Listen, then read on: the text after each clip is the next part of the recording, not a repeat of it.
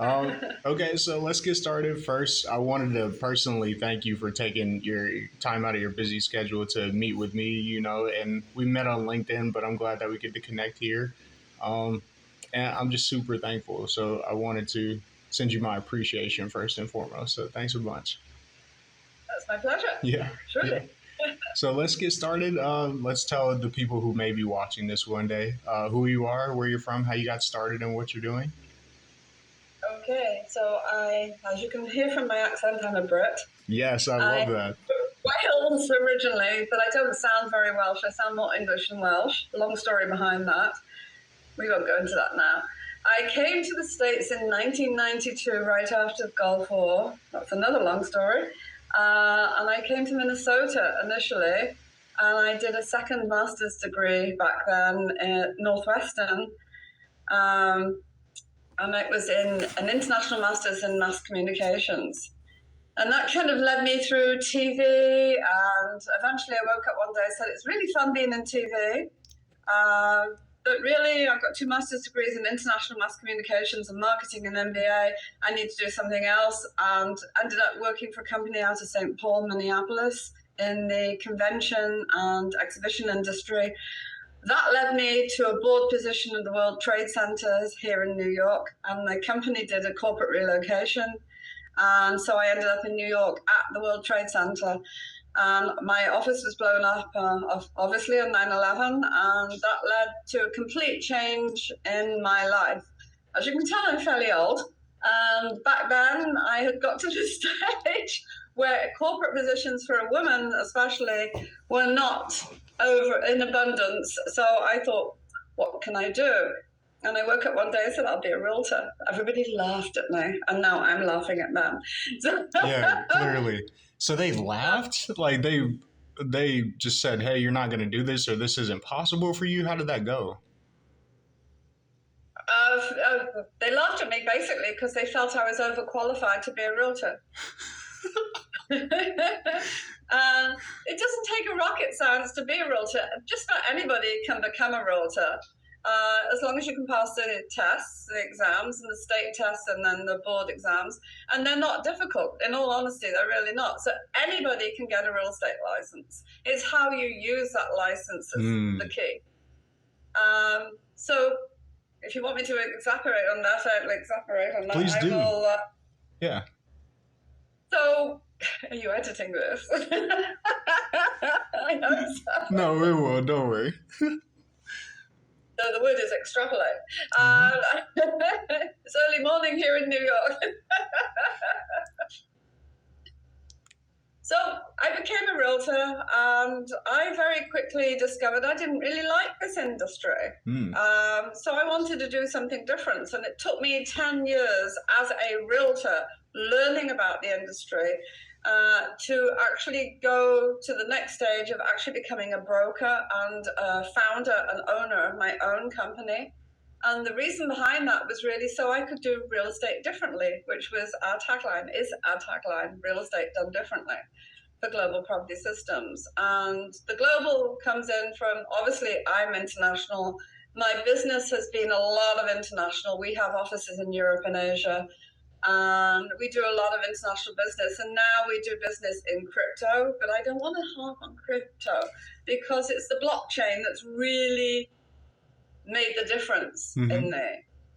And it came about from crypto transactions. But I'm getting ahead of the curve on your questions. Would you? No, that's fine. So about real estate and pretty much eating dirt and taking the beatings and the lashings and the losses of like, hey, I'm a woman and I'm trying to do this in a man's world, quote unquote. What like level of grit did you have to develop to be able to get to where you are now?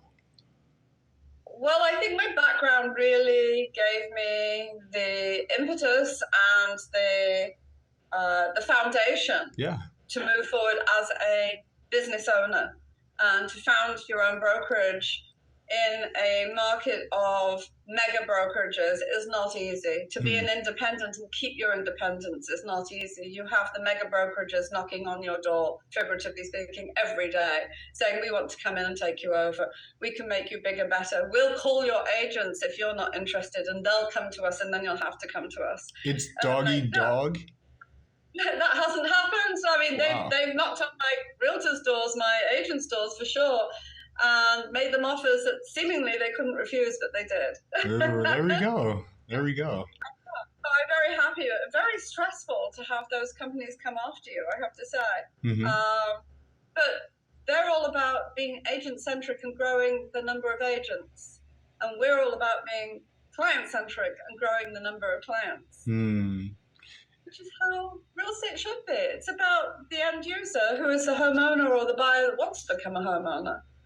And they're the people that pay us in the end of the day. So that's where we have focused on. And that's really led me into the blockchain world and transparency and security. Oh my gosh.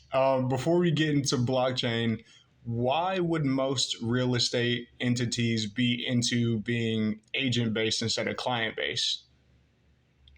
So they're growing because typically in these mega companies, whose names I won't mention, right? Because they'll probably go after me, but they're mega companies. They're known as mega companies, and they like to take over small companies to bring them in and absorb the company's business, to bring in the agents, because each agent pays a desk fee or some sort of fee or training. They make money from the agents, not typically by the commissions, which is historically traditional real estate. You make money from the commissions that the agents earn when they sell or buy a property, with their buyers buy a property, and you take a cut of those commissions. These mega companies have grown enormous, so they take smaller commissions, but numbers build that price up. But then they offer their agents training or all sorts of incentives, but that all costs money. And if you actually do the math, it makes more sense to be a small independent than it does to be part of a mega and give most of your money away to the mega agency. Right, just to fund their brand. If it sounds too good to be true, it usually is too good to be true. Well, I think that's why a lot of people are afraid of, blockchain and cryptocurrency in general. Can you explain how you got introduced to the blockchain and what that technology has done for you? Yes, I'll try and keep it nice and tight. So about 7 years ago, in my international business, I had been to Greece and I had met a gentleman who had huge warehouses and wanted to sell them, but he didn't want the money he earned from the sale to stay in Greece because the banking system there wasn't allowing people to take their money out once it was in the bank. So he wanted to sell, he needed to sell, but he did not want to bank the money in Greece. So he said to me, do you have any ideas? And at that time I didn't, but maybe a year or so later, I had been talking, in fact, I presented at a conference in China. And from that, I had a conglomerate of investors from China say they were trying to get money out of China at the time when they could. But they wanted to do it through cryptocurrency. And back then, it was Bitcoin. And I had no idea what was going on. Luckily, my son-in-law, who is a yacht captain for a very, very wealthy billionaire family, I knew that the family office that he worked for knew about crypto and everything crypto. So I went to him and said, can I speak to them? And that led to me speaking to an attorney in the Cayman Islands who did the transaction. So the Chinese bought the warehouses and it was done in crypto, and it was actually changed into fiat and banked outside of Greece. I'm not going to say where. Yeah, no. That led to back-to-back transactions with the Chinese because they were desperate to get money out. And they were changing fiat into crypto, doing transactions. And then the people that were selling the properties to them were being paid in fiat. So I didn't know what was going on, and I was terrified the SEC were going to come knocking on my door. What the hell is going on? And I didn't necessarily trust the attorney in the Cayman Islands. For obvious reasons. I don't know. Right, like, it just sounds sketchy. Yes. So I tried to find out what this crypto was all about, and nobody could really tell me. And everybody your age and younger and even older were talking in acronyms, and it was all going over my head. I went to the National Association of Realtors. I went everywhere asking, how do I learn about this? Nobody really had the answer. So I did some research myself and found a blockchain innovation, technology, and application course at MIT. So I took that course, and they took me because I had the 2 master's degrees, and I did really well in that course. And I now can write algorithms. I know what all the acronyms stand for. Yeah. And then I had to really work on, okay, now that I know how this works, how do I get it out to the industry? And all of a sudden, into my life came this company called Proppy. And they were doing crypto certified for realtors, a certification for realtors called cryptocurrency certification. And there was another company that was doing blockchain certifications in real estate. So I did both of those, and it still didn't make sense to me. It was like, okay, so why am I doing this? But then I had the ability to use this Proppy blockchain, and I woke up one day and said, wait a minute, what if I put the Genesis hash into the MLS? And that means that every offer that comes in on one of our listings goes on blockchain with all the associated paperwork. And it meant that we could share that information with the seller. And the weirdest thing about real estate is you would think when you trust the keys of your house to the person that you list the house with, that they would tell you everything. Not necessarily so. And that is where I am now really trying to disrupt the industry with blockchain providing transparency in real estate. Is up until now as a buyer, if you put an offer on a house and you're told no, you'll never be told why no. If you say, well, what have I got to beat? You won't necessarily be told what you have to beat. Right. With blockchain in the mix, you don't have that problem anymore. We can go back. And it's a win-win, because if you're the seller and you can see all the offers on the table, not just the ones your realtor wants to show you, then you have the ability to say, okay, well, this offer suits me more than this offer, even though it's not quite as high as this offer. Right. But it suit me higher. You can go back to the other offer and say, well, this is what's going to win them the house. Do you want to better that? Can you meet their terms? So it gives them the opportunity. So you can either come up financially, or can come up in terms, or you can drop things off the table. And it makes sense for everybody. It's a win-win-win. Everybody wins. And it's so hard to explain to people that blockchain isn't crypto and crypto isn't blockchain. So you one without the other and not the other without the one. So no, you're preaching to the choir. So I'm now teaching blockchain at the CE, continuing educational level, to many states. Yeah. And it's so interesting when I fly into these cities like Minneapolis, and I'm in a room of 150 people, and they want to start talking about crypto, and I'm like, no, I'm here to explain blockchain. And they say, well, what's the difference?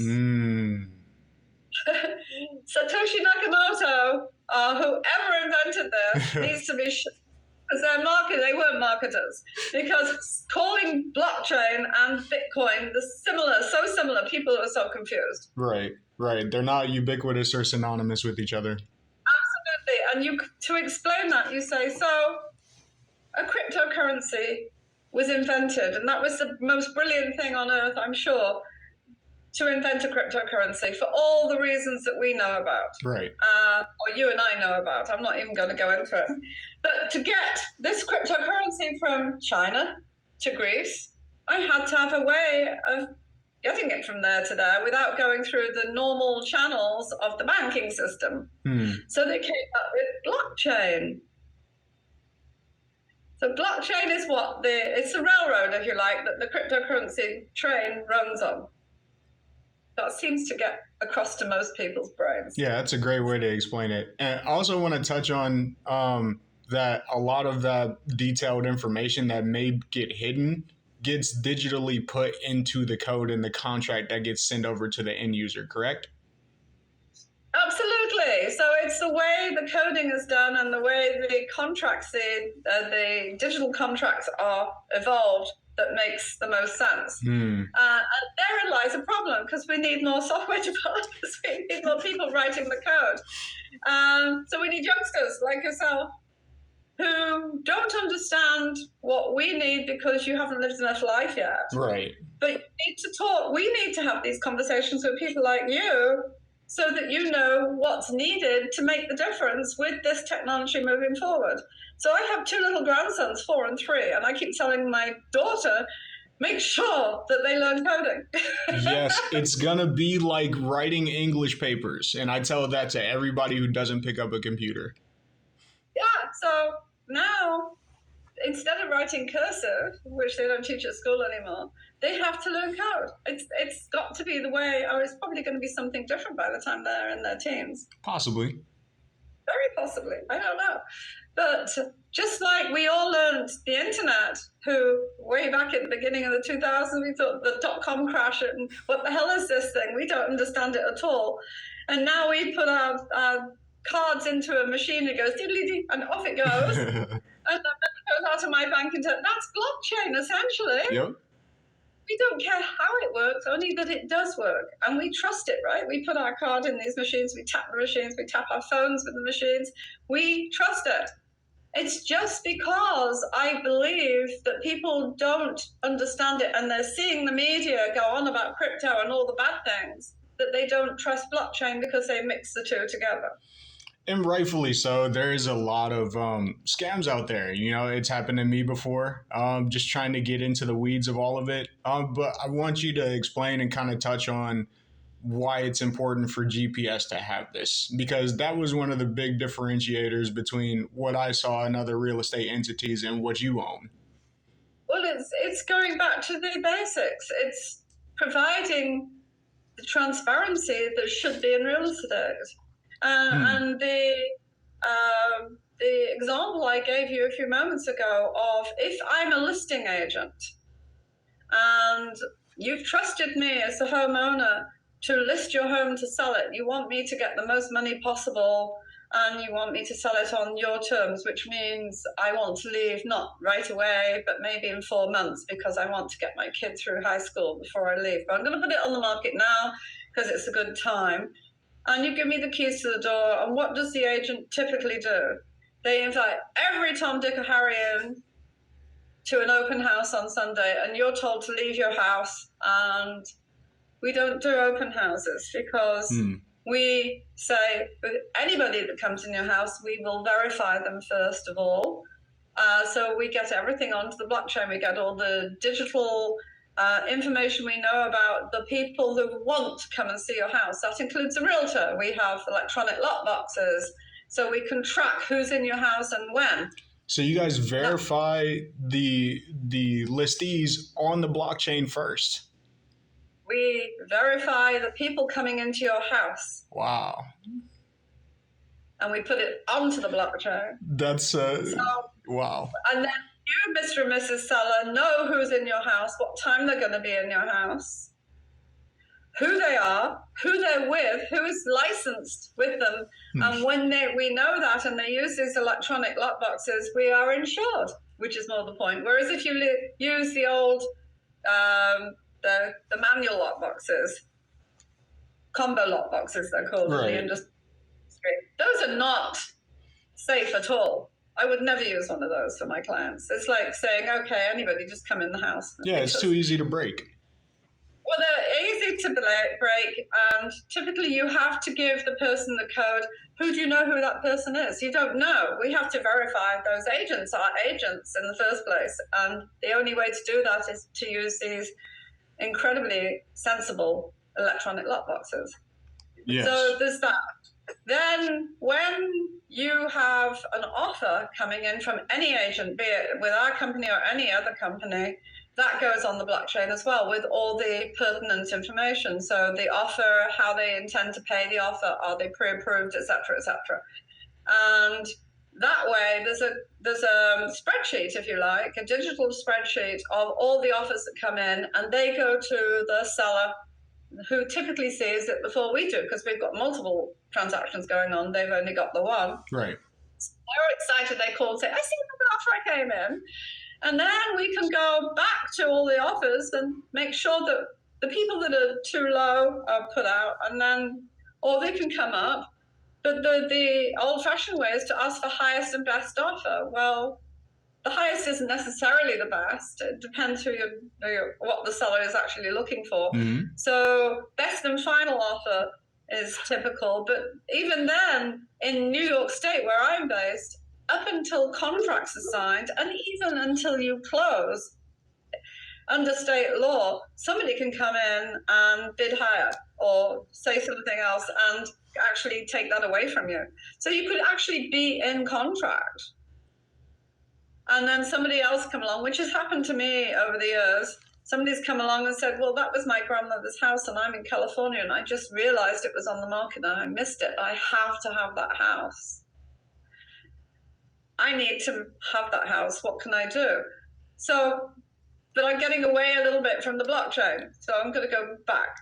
But there's all these scenarios that can be made much clearer to people if they're all put on a spreadsheet, right? A digital spreadsheet, and how they came in and where they came in, etc. But going back to that open house, at the open house, you have, say, 5 people come in with offers in 2 hours. Okay, so you, the seller, comes back and the agent said, great news, I've had 4 offers. She doesn't say 5, I've had 4 offers come in. Under the asking price, so I'm going to discredit them. But I had this couple come in and they were absolutely in love with your house. They're willing to do whatever it takes. They're going to waive an inspection. They want to move in. They really want to move in within the next couple of months. They definitely want to be in by the end of the year, say now. And you say, that's absolutely fantastic. And she said, well, they're mine, and you already signed this thing, saying you understand dual agency, right? They understand dual agency, that's fine. And you say, that's fine, okay. So she says, well, let's take it off the market then until we get to contract, and then they'll do the inspection. So that we're talking New York here. It happens differently in other states. Okay.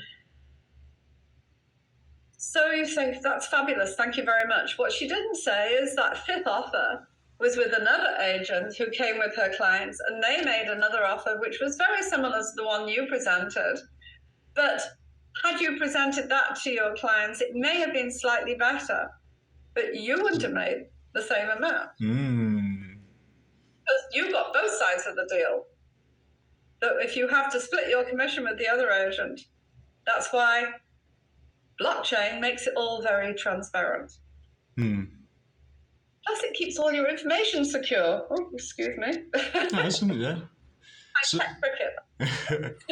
I wanted to piggyback off of what you were saying because I used to sell insurance, and I understood how blockchain technology would be able to bolster the insurance process altogether. So I'm saying all that to say I wanted to ask, how does New York real estate differ than any other real estate? Because I know in the Midwest, I was talking to a prominent real estate agent in Pickerington, Ohio. She said cryptocurrency, blockchain, it'll never happen in real estate. And I was like, you're just wrong. Like, you just don't understand the equation and how it's going to future-proof every business, not just real estate. So would you mind touching on that? Well, I can talk about New York State because I know it. Okay. It's a litigious state. We're an attorney state. So what it means is when you get an accepted offer, we don't take escrow funds. We don't go to deposits until you go to contract. So when you get an accepted offer, then you do an inspection, and that allows the buyers to back out, but it also has that time lag where somebody else can come in with a better offer. So there's no way it's yours. So in other states, when you say, I'm going to buy this house, I'm going to put a deposit on it or escrow amount down, then it's yours until it goes to contract. And each state has slightly different nuances. You can have an attorney review time, or you can have some states, California, Florida, the agents actually write the entire contract. Did your light just go out? Yeah, I think it did. Yeah, it's motion sensitive. Sorry. No, you're good. Here, everything is done by the attorney. So the contracts typically don't go out until after the inspection has been done, because that's an expense. So if there's negotiation that needs to be done after inspection, so say radon was found. Yeah. I don't know if you know radon gas, but radon gas is quite prevalent here in the States. And if you find radon, the buyer will say, well, Mr. Seller, you have to fix this before we go to contract. Will you fix it or won't you? And then once negotiations go on, if something is brought up, I don't know, like mold, for example, you can go back to the seller and say, will you fix this before we go to contract? Or won't you? Or, if you give us a deduction of what we originally offered, we'll fix it, but we'll still go to contract. So there's all sorts of negotiations that can go on between accepted offer and contract. Whereas in other states, you will go to contract, pay a deposit, and it's yours until after attorney review, or you go fully to contract and then do inspections. And I honestly can't answer how they actually negotiate after the fact, other than contracts fall through. And a contract's not a contract until it's actually closed anyway. Right. Certainly, as I alluded to earlier, you can actually be in contract and someone else can come along and say, I'll pay off your existing buyers. I want that house. And then it's up to the seller. And then you've got all sorts of legalese that comes in. It's like non-performing contracts, et cetera, but it usually gets worked out by the attorneys, which in my opinion is rather nice, because it gives us a buffer between the buyer seller and the attorneys and the contracts. Whereas in other states, it's all down to the realtor, which is quite in actual fact as a broker. It sounds like it. Having that third party just to even, tell your issues to, you know what I mean? Like, hey, is there any way we can take care of this? Having that liaison would be best, in my opinion.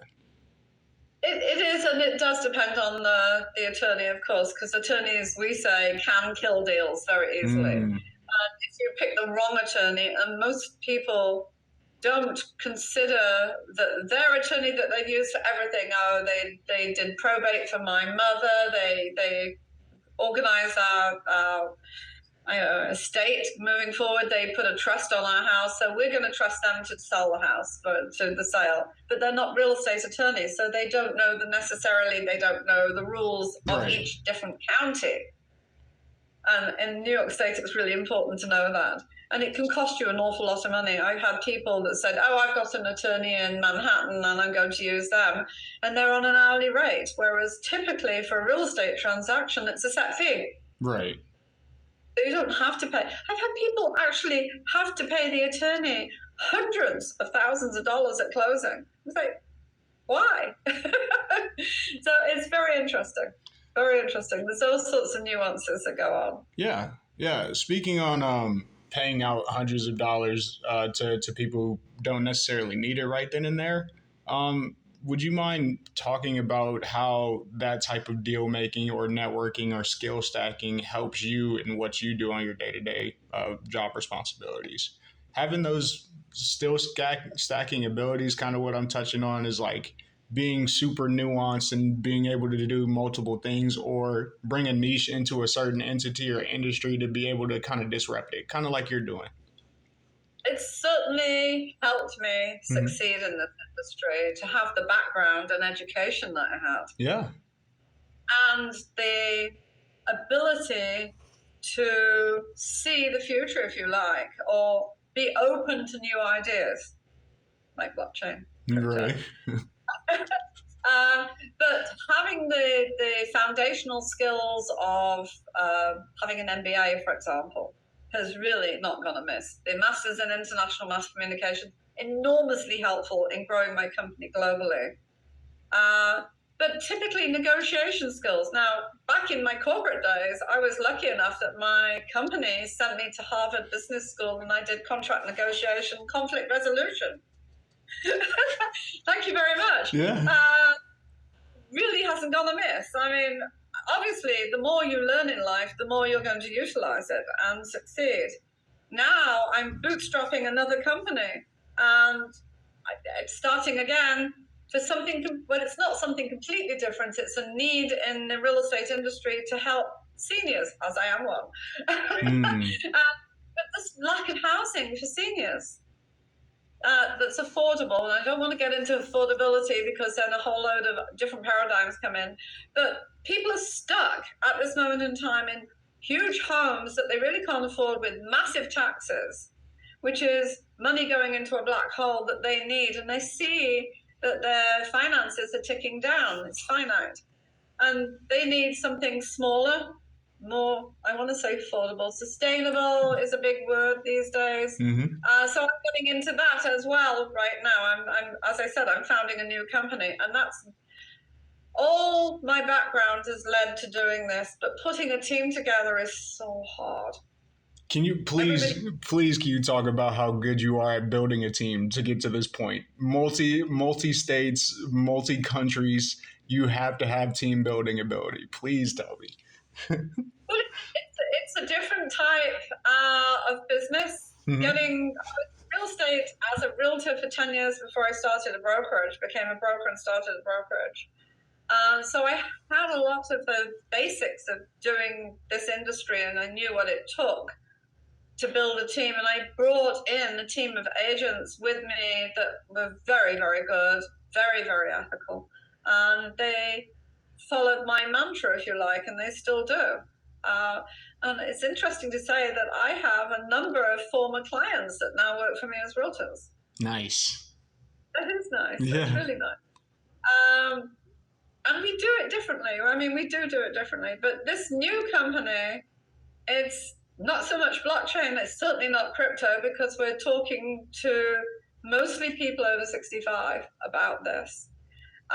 So they don't get crypto at all. Right. Oh, excuse. But it's just taking everything that I've learned and using it again. But I still have to learn more about founding a company. Now I'm going to have to do a raise. I'm working with people that I've touched on in the real estate industry, like developers, contractors. I know about land leases and taxes and zoning, etc. So all of that will come into play. We'll see how successful it is. I mean, I'm sure it will be. What I'm trying to do, so you get the pushback, just like blockchain and crypto is getting pushback because people don't understand it, therefore they say no. Well, I think a lot of people are pushing back on ownership in general nowadays, especially going into an election year. I think a lot of that ideology is going to be up for grabs. There's going to be a lot of low-hanging fruit. But would you mind touching on the climate of ownership just nowadays in this climate with owning a house or owning your own business? Why is it seemingly that people want to kind of either A, not be an owner at all, or B, fake it till somebody gives them a check? Really interesting question.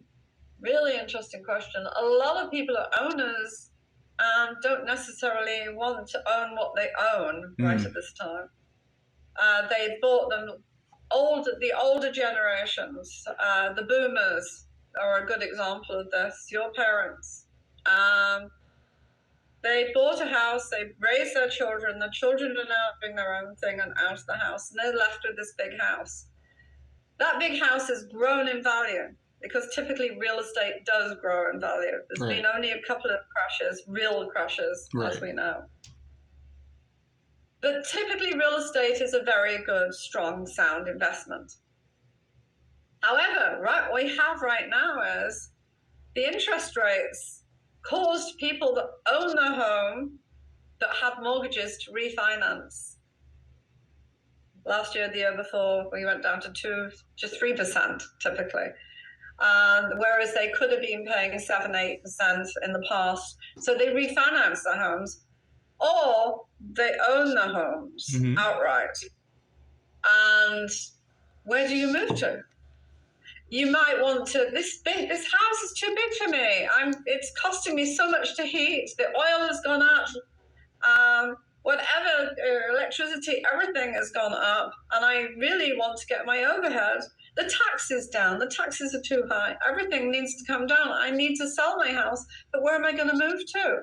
And right now, for example, if you had a $750,000 4-bedroom, 2.5 bathroom house, per se, and your taxes are in New York for that around $14,000 a month.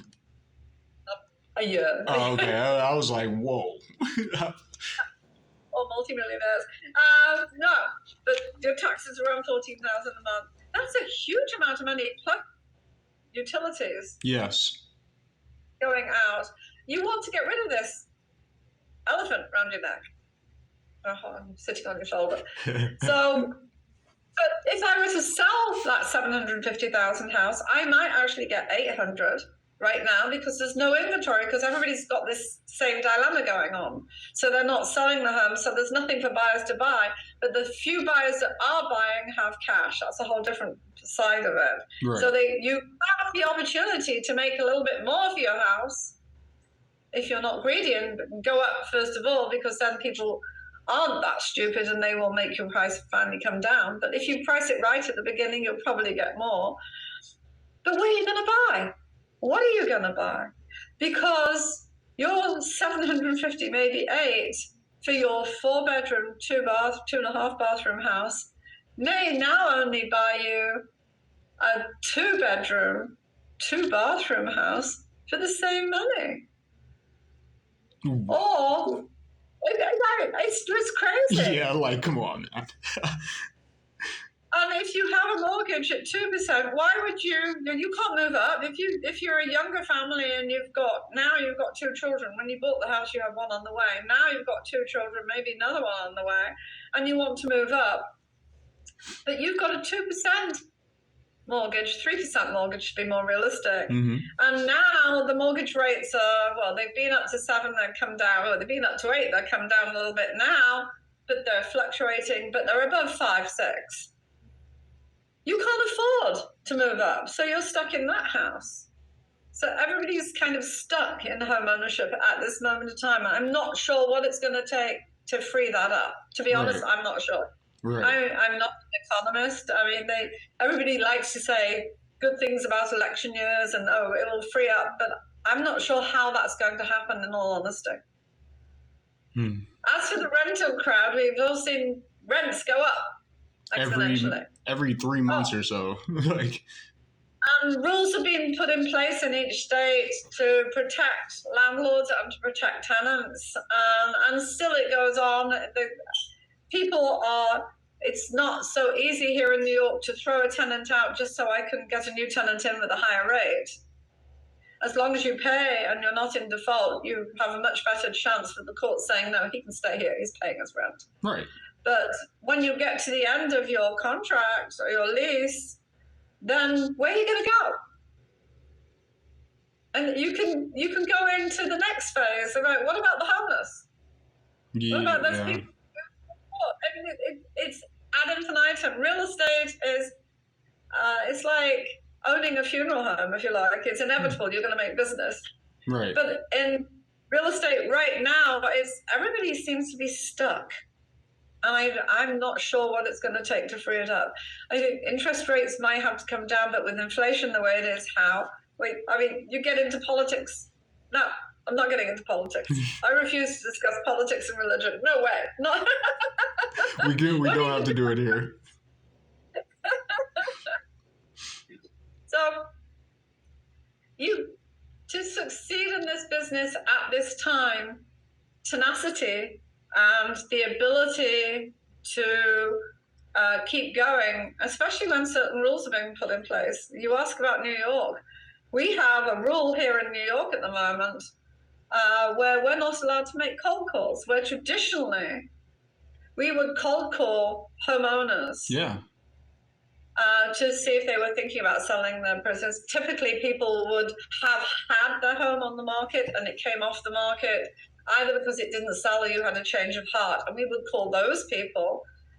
We're not allowed to do that at this moment in time. Our governor has forbidden realtors to do this, though a lot of companies get away with it by having offices in different states. So they have those offices called New York. It's typical. This industry is fraught with people breaking the rules. Mm-hmm. But it's hard. It's really hard at the moment. So you've got to keep coming up with new ways to do business. My new way to do business is to get it out there that we are trustworthy because we do real estate differently by using the blockchain. Then you have to explain what is blockchain, and you go back to this horrible circle. It's like, no, it's nothing to do with crypto. We don't do crypto.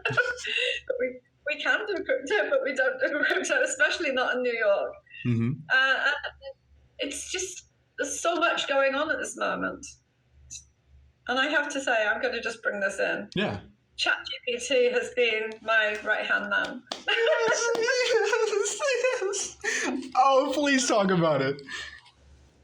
It's so intriguing. I don't know when this is coming out, but this last week with Sam Altman and OpenAI has been really intriguing to watch.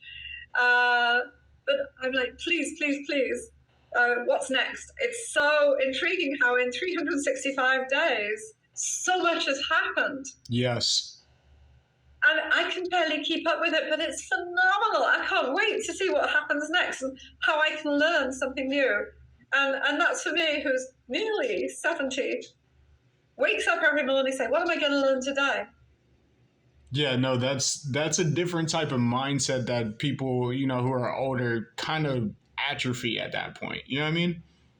Yes, definitely. And I think that could be a way of saying why I've been successful in real estate is because I'm very open to walking through an open door.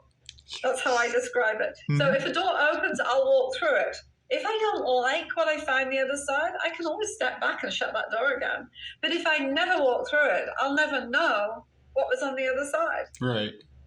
Whether it could be useful to me or even if I could learn how to use whatever's on the other side. Right. So I have to try. And I have to say that a lot of my friends and peers have said, woo, ChatGPT. No, we don't use that. But are you terrified of that? I'm like, is it going to take my job away? No, actually, it's going to be so far ahead of the game. And I'm like, I have this personal assistant that I can now talk to. I can talk to it. I'm like, oh my God. Right. You can even...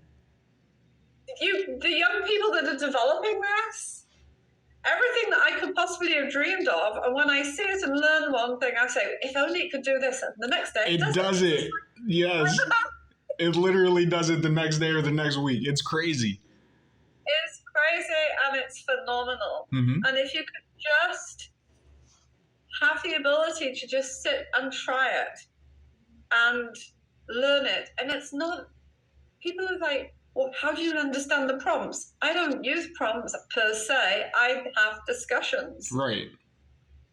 I just think there's somebody sitting next to me and I'm having a discussion. So it's not, to me, it's not about the prompts. And I'm on LinkedIn, that's how we met. And I look at all these prompt sheets and they're brilliant. And a lot of them I look at and go, oh, I've never thought of doing that. So I'll try that today. But typically I have a discussion. Very often I'll see, okay, what am I going to write about today? Because at this moment in time, it's getting my brand, Global Property Systems, out there. So I have to brand Global Property Systems, grow the brand, grow the fact we're using technology to stay ahead of the curve. We're using technology to provide the transparency that our clients demand and should have. And at this particular time, the real estate industry is in a flux. Mm-hmm. Because, I mean, you've probably read about there's been some class action suits. We've been fined. The National Association of Realtors something's got to give.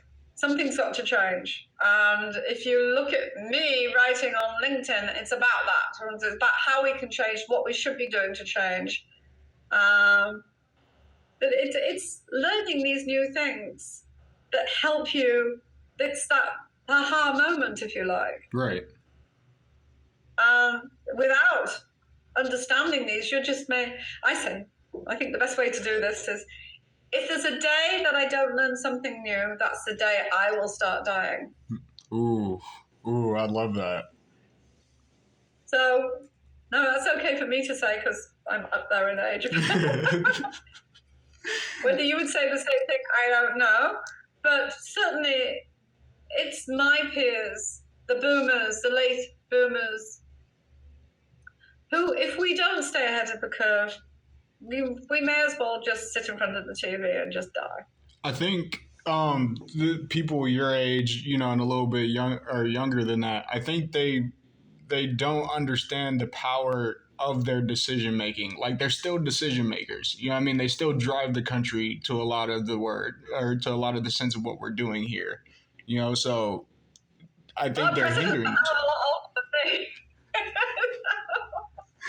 Yeah, so reason to be old before it's time to be old. Neighbor who's 88 years old and phenomenal.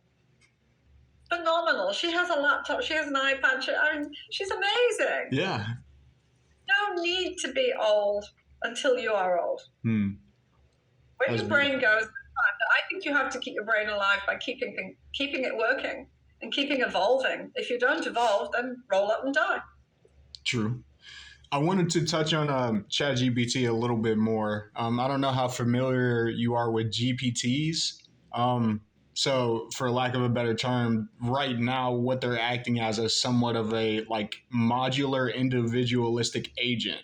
So let's say I wanted to create a GPT that is a realtor.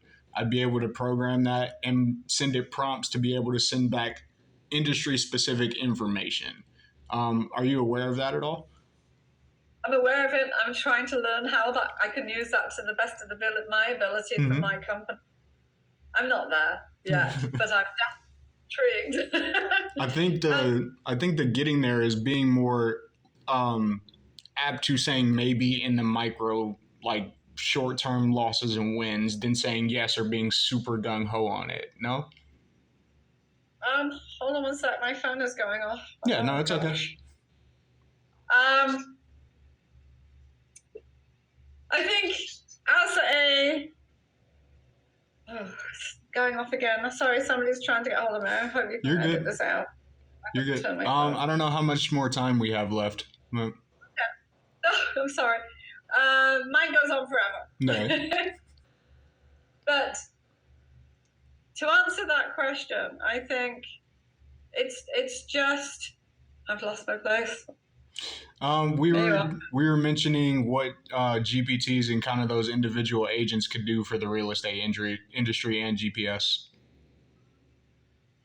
Well, for GPS, the jury's out on where it's going to go because I don't understand enough of it yet. And I would say that's probably true of many people. I know that I have to rely on your age group to show me what's possible. You don't know what I need, so I can, if we have these conversations between the old and the young, your technology ability and my grasp of life and industry, my chosen industry, and it can be any industry, then I can tell you, if I think about it, okay, well, if I could do this, this, and this, can you do that for me? Because I can't, but you can. But you can't do it until you know what's needed. Right. And that takes me back to 12 years ago when I started my company. I have a CRM, customer relationship management, for those that don't know. And that company was developed, it was started and founded by a realtor. And he had his two young sons, neither are old enough to drink, who were writing the code for that CRM. But he was the one that said, if I had this, if I could do this, then. And they said, oh, we can do that, Dad. So one of them now works for Google. Dad sold the company after, I think, 7 years for $250 million. Whoa. Yep. Brilliant company. I'm still with them. They're fantastic. Yeah. But way back at the beginning, I'm a founder member. They would fly me to Atlanta, where they're based, to sit on beanbags in a dark room and talk to their young developers. And that's happening again. I'm actually going in the new year. That's so because important. I said, we've lost sight of that because they've become too corporate now. They became so big. Mm-hmm. But now they're taking me back because it's exactly these conversations that lead to, we need these conversations. You can't discredit us because we're old, and we can't discredit you because you know what you're doing with technology, but you need what we know to make it even better. Right. And therein lies, when I was your age, probably younger, I was an executive, a junior executive at British Airways. Wow. And I remember getting into an elevator with the CEO and his entourage and being pushed into the corner at the back and like, quiet. And there was no way they would even acknowledge my existence. Wow. That's changed. I mean, life has changed. Yeah. But I think we have to keep evolving in every way we can and use technology to its best advantage, not be frightened of change. We've got to all work together to embrace change and make it work for everybody and mankind. That's one of the things I'm fascinated with GPS with. Like, you're really, like, I'm assuming everybody who works for you is just as gung-ho about real estate and about future-proofing GPS as you are, because there's no way they could hear you talk and not be motivated to go run through a wall. Like, literally. It's so amazing. My team, they're very much on board with what I believe in. That's why they haven't gone to those other big companies who dangle carrots in front of them. Right. Because they believe that what we're doing is the right way of doing real estate and that we can make a difference, and that's the goal. And hopefully we can. Oh, you have already. If you're talking to a guy like me about GPTs, yes, you are making that huge difference. I wanted to ask just one or two more questions before you hop off. I know that a lot of people that I talk to over here in the Midwest, they want to start their own thing, or they have their own thing started already, but they're coming to me, and it's not like I have too much experience or expertise in any matter, but they're asking me like, hey, how do I get to the next level of what I do? Whether it's real estate, whether it's selling lemonade, whether it's making videos. Can you kind of touch on the mindset that needs to be had to continue to progress your business and to scale it? The entrepreneurial mindset, essentially. Well, I can tell them one thing. If they get ChatGPT or AGPT at this moment in time, that will help them. Yes. Totally. Like, what do I need to do? Can you lay out a plan for me? We have that conversation with your GPT, and they will lay it out for you what you need to do to scale. I know I'm using it all the time. It's like, how do I do a raise? Yeah, simple things. I haven't actually had to do in the past that I can just go back. Oh gosh, I wish I could go back to school right now. Because I have this thing that can help me learn so much faster and help me just plan. I want to write a business plan. I want to write a pitch. All those things. It will tell you how to do it. I'm writing a book right now. What do I need to do to make this book successful? Have you thought about it? It will tell you. So it's not necessarily what I can tell you, because I can't tell you everything about every industry at all. All I can say is use the technology that we have at our fingertips right now to help you learn what you need to do and get to the next level. If you haven't had an education, we've got this thing out there that will help you. It's phenomenal. Yeah. YouTube University, a lot of it. Yeah. Anything. Ask a questions. What are you failing at? What do you need to know? What am I doing wrong? I'm doing this. It will ask you. It will say, well, give me this information. And I'll give it the information. It will come back at me. Have you thought about this? It's phenomenal. Mm-hmm. It's better than any lecturer I ever had at uni. It's like I went to college in 2015, so it's like 10 years from now. I graduated in 2015 from high school, went to college 2015, and the technology just in that 8 years, it's completely flipped the film industry. It's completely flipped even real estate. It's completely flipped Microsoft service provider businesses. Like everything has changed, and I don't think people are ready for that. Like we're still getting kind of used to the to absorb. For example, I write blogs. So now when I have an idea for a blog, I say, this is my idea for this blog. Give me an outline. So it will give me, and it will break it down, write it this way. And then I can write the blog. So give me a headline, give me a meta, give me an excerpt, give me 10 tags without hashtags, comma delineated. It will do all that in seconds. Boom, done. And then I'll say, okay, that's a really good blog. Give me DALL-E. Have a graphic made for me. yes. Boom, done in seconds. Like, whoa, I didn't have to go onto Canva or wherever and do this. And I've got a fairly decent actually, it's standing out. You can see, if you follow my Instagram, you can see where I started them. I will. It's so fun. And then you say, okay, let's make a video of this. Give me a video script. Give me a video script where I don't necessarily want to be on camera because I hate myself on camera. You look beautiful. Just whatever you ask, it will give you an idea. And it's like me founding this new company. I know a lot about a little of founding a new company, if you like. But GPT is really helping. Right. It gives you an idea. Sorry to cut you off. It gives you an idea. It does not give you the answer. And I wanted to say that and make that super clear. Well, absolutely. But you have to be able to use it. And that's just being open to ideas and asking, what do I need to know? I'm not going to do this because what should I do? And then it will tell you, and then it's up to you to take those ideas and say, okay, well, this doesn't work for me, but this may. Let's expand on this idea. So it's all about the ability to expand your ideas in your world.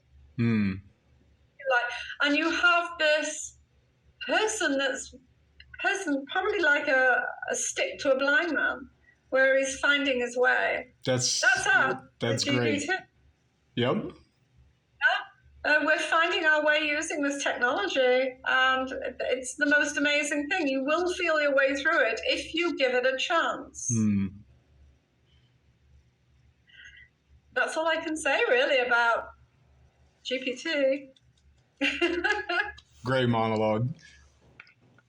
Use it. I don't think it will abuse us. I think there's too much at stake to lose for those companies. If it goes the way of FTX, for example, it will be done.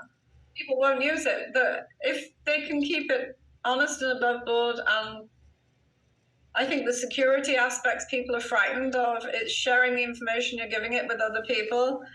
I was actually having that conversation the other day with somebody that's in vulnerability and security for a major company. And they have too much to lose to go that route. And there's too much information being thrown. I don't know how they sift through it, but of course these computers are crazy. I think it's that fear that's holding a lot of people back. The fear of the unknown. But that's always been the way we grow, is fear of the unknown. So open that door and walk through it. You can always step back and shut the door. I love that. I love that ideology. Let's see. Did I have any more questions? I did not. Did you have anything you wanted to send or plug or send off before we kind of wrap things up here? You were going to ask a question about FIABC. Yes, yes. So I did see that you were elected to a 2-year term back in 2019 to be the Secretary General. Can you kind of explain what FIABC is and what a Secretary General does for FIABC? Well, FIABC is an international organization of real estate professionals, and that doesn't mean realtors necessarily, real estate agents or brokers. It can be anybody in the real estate industry or associated with it, like architects, developers, contractors, investors, anybody. And it's not international. They have national organizations, but it's an international, it's based out of Paris. It was very good for me to be a member as I was growing my company. I became a member of FIABC back in 2012 when I formed Global Property Systems. Actually, I think I was a member before I actually formed my company. I was. But essentially, FIABC, as it did me a lot of good because you travel and you meet people internationally and you make connections. And essentially, real estate is all about networking. A lot of business in real estate industry is referrals from other people you've met somewhere along the line, and Right. they refer them to you. So when you're in the international arena, knowing people internationally helps. I had the added value, if you like, of coming from an international industry. I started with British Airways. I had always been international. I had 30 years behind me before I even got into real estate of international. So I had a lot of networking possibilities of people not in the real estate industry that I had helped in business throughout the ages. And those are the people that really helped me internationally. So you never know, I think is what I'm trying to say here. You never know where it's not who you meet, it's what you do with who you've met. Does that make sense? That made perfect sense. Yeah, that made perfect sense. And you don't have to be international to do that. It can be anybody you've met at school, at college. In real estate, that's your sphere of influence. It's your people you know. And don't use and abuse them. Don't say, I expect you to do business with me, but cultivate those friendships. There's a really good app that I'm using at this moment in time called Nextdoor. You heard of Nextdoor? It's neighborhoods. And I think it was essentially started as like an Angie's List. Okay. To ask people helping neighbors with who's your plumber, I need a plumber, and who's your electrician. But it's got bigger than that. And I found it to be a very nice way of connecting, more so than a Facebook or an Instagram or all the others that have kind of got out there. This is not asking me to make ads, etc. But I'm having real conversations with real people and making real life friendships. I went out for dinner yesterday with somebody I met on Nextdoor. It's lovely. Yeah, that's beautiful. So, but it's about this sort of conversation.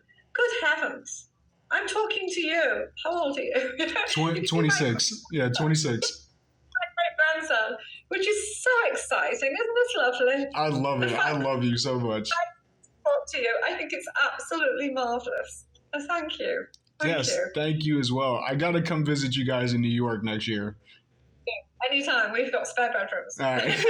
Yeah, I'll make that a point. I believe that's all I had. If you wanted to send anybody off, or plug where you are, where people can find you, where they can find GPS, and then we'll head out of here. So I'm Vanessa at Global Property. Oh God, no, I'm not. You got it. At GPS for Global Property Systems, house, like you live in, and hunt. You go hunting for houses. So I'm in real estate. So Vanessa at Global Property Systems is not right. It's Vanessa at GPS House Hunt. You can find us at gpshousehunt.com because it will go to global property systems. Everything feeds into everything else. I think we've done that right. But LinkedIn, find me on LinkedIn. Vanessa Saunders. Global Property Systems is on all of the sites, Instagram, Facebook, Pinterest, you name it, we're out there. We are marketing professionals after all. Yep. So, but me personally, LinkedIn I think is probably the best way to get hold of me. You're a monster on there, Vanessa. You're doing great. You're doing great.